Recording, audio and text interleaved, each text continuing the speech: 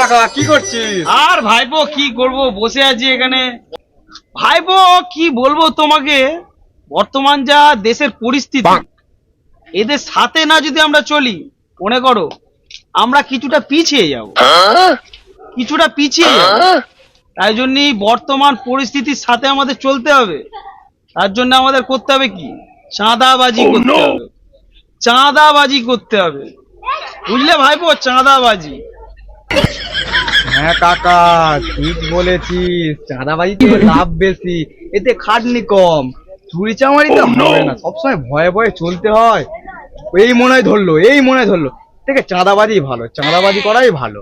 আরে ভাইপো অত কথা বলে সময় নষ্ট করে লাভ নেই, চল কাজে লেগে পড়ি, চল চল আয়।